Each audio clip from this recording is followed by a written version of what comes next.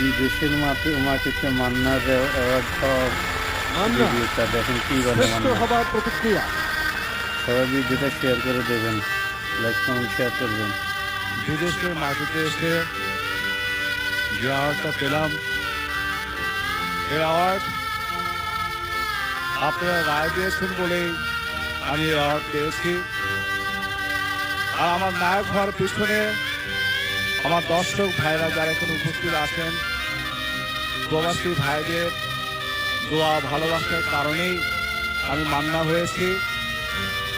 সেই সাথে ধন্যবাদ জানাচ্ছি আমার শ্রদ্ধেয় বড় ভাই আফজাল ভাইকে, ধন্যবাদ জানাচ্ছি বাংলাদেশের চলচ্চিত্র অঙ্গনে, টিভি পর্দায় সব অঙ্গনে যার নাম ছড়িয়ে আছে সেই আমাদের প্রিয় ভাই হুমায়ুন ফরিদী সাহেবকে।